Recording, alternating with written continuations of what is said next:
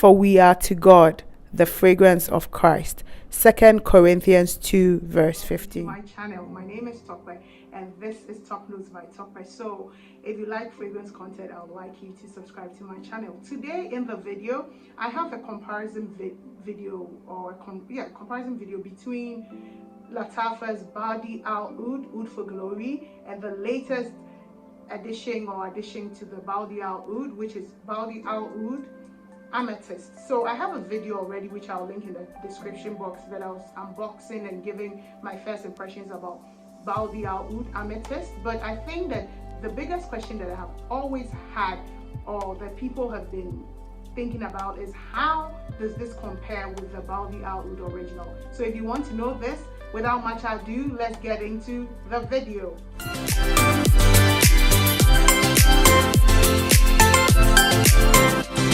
Guys, so we're going to go straight into it, and this is the Bade'e al Oud, Oud for Glory. I have a review of this that I'm going to link in the description box, because I'm not going to do like an in-depth review of this. I'm just going to say how it compares with its newest counterpart, which is the Bade'e al Oud Amethyst. So at the top, let me just first spray this. I have the dry down of this one here, and then the dry down of Amethyst on the other hand, just to be able to compare them very well. So I'm going to just spray the top so that I can smell the top notes. So this has notes of saffron, nutmeg. It also has patchouli and oud. It also has lavender, and then it has musk and patchouli at the base. So at the top, this is very lavender. You smell the saffron very much. It's very saffrony, spicy from the saffron and the nutmeg. It gets very sweet, and I should think that that sweetness is from the saffron too. There's a way the saffron can be sweet and sharp, so it's quite very sweet.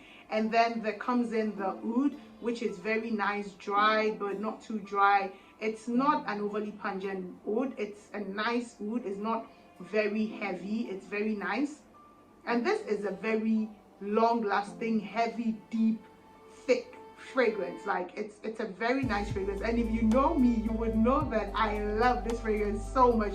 This is like my all-time favorite Lattafa. Don't tell anybody, okay? It's just between me and you. That is my all-time favorite Lattafa.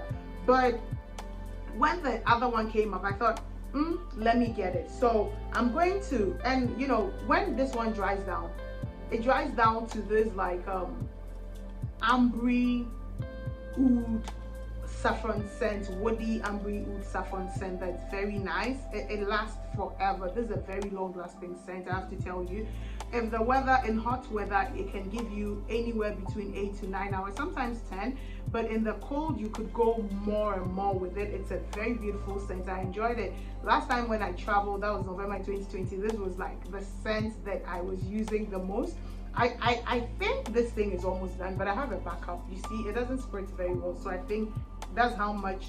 But I think also that when I hold it, the last time when I held it up to light, I could see where I was up to, but I cannot see. Let's not mind it. So let's go straight to this one, which is the Amethyst.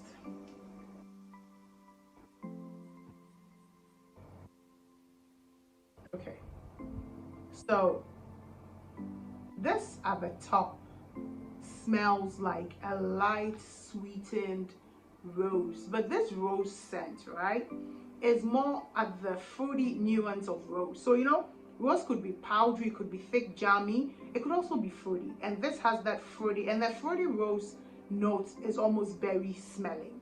It smells almost like a berry, like a strawberry or a grapey, you know, that kind of thing. So you get that.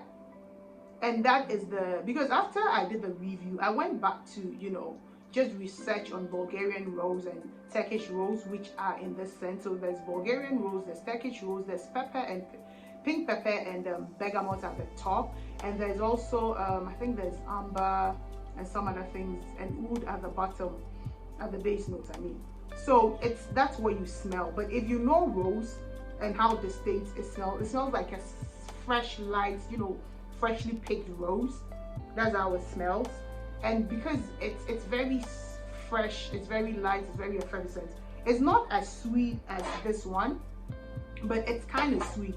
Strangely, this feels a bit light. I keep saying light. This from the beginning is thick, it's heavy, but this other one feels a bit light just at the top. It doesn't feel, it's a deep scent yet it's light, if that makes sense. And then at the middle I smell something like saffron, and I don't know how and why, but I smell something like saffron in it. And then it dries down to almost how the dry down is here.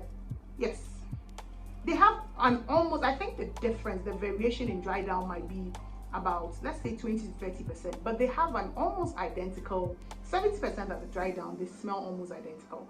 And I know that this is true for most Middle Eastern fragrances, not just, you know, exclusive to this, but most Middle Eastern fragrances, when they dry down, maybe because they're usually based in amber or vanilla and oud and patchouli musk, very similar bases, so they kind of dry down the same. Also here, this doesn't have that huge projection and huge sillage that this one has, but this has a good sillage. It feels the oud, but it doesn't project much as hard as the Bade'e al Oud projects. And also for longevity, I kind of feel like this lasts a bit longer. Let's say this lasts an extra 30, it goes an extra 30% more than this one does. That is in my opinion. And one of the things, like now I smell the saffron a lot, and the leathery oud that I talked about, so it's like a saffrony leathery oud. The sweetness goes down a lot, it goes down very much, and then begins to get warm, spicy, ambery kind of a thing. The thing that I also wanted to point out about this is that it feels as though it is this, then they threw in the roses and the other notes that are here. It still maintains the character of this. So it still has the Bade'e al Oud for Glory character in it, then the added nuances of the amethyst. So I don't know if it makes, so you have the Oud for Glory character, and then it has the amethyst as an added advantage to it. But at the dry down, it loses the amethystness, if that is a word, and then it maintains the Oud for Glory characteristics and nuances. So for me, I feel like this is like, if I'm going to interpret this, I'll call this like a summery, airy version of Oud for Glory. That's how I see it. I see this like a sparkly, light, summery version of Oud for Glory. Still has the nuances of Oud for Glory, but it's a bit more lighter.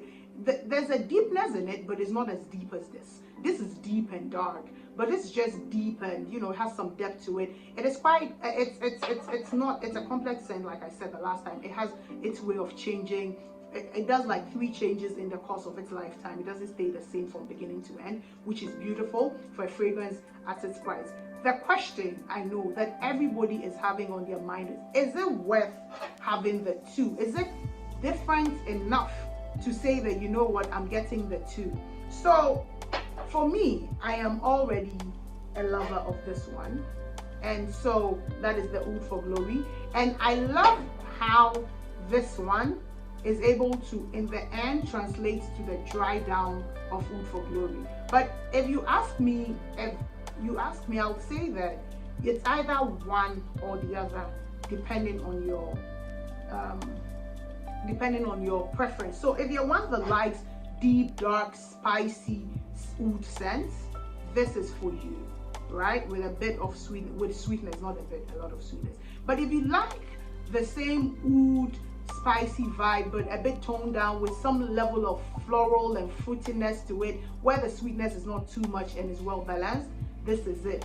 Because this, for me, could go for an all year round scent because of its nature. It could be for summer, winter, depending on how much you spray. This, for me, I feel like you should keep it for the fall and the winter. You can do summer and spring, but it could be too heavy, or you might have to do less. So that's my verdict. I don't, if you're a fragrance lover like myself, yes, the nuances of the difference is quite there, but it's not different, it's not striking. Especially in the air is worse. If you spray both in the air to a nose that is not very trained, or to a nose that has not paid attention to this, it might smell very different. It might smell very similar, sorry. But for somebody that knows, they might not get the difference. But if you do this spray in the air and then some time passes where the top and the mid notes come to elapse, it is almost impossible for one to make the difference in it. So my verdict is that for me, yes, as I have this, I'm going to definitely wear it, but it's not a fragrance that I will repurchase. Remember that I have a backup bottle of this, but this one I won't repurchase. I'm going to use it. I enjoy it for the times where I wear it, but it's not one that I would repurchase because it has lots of similarities to this one. But I feel like maybe Lattafa was listening and they felt that if you were one that didn't like the thickness and the darkness of Oud for Glory, you would want one that is more balanced. There's a fruity nuance to it, and it's just to the liking of people that don't like deep and heavy fragrances. So comment down below, let me know if you've had experience with any of these fragrances, what your thoughts are. And thank you for watching this video. And if you are not subscribed to this point, I would like you to subscribe to my channel. Don't forget to give this video a thumbs up. Don't also forget to comment in the comment section as always. And like I say, stay safe, stay centered, and I'll definitely see you in my next videos. Bye bye.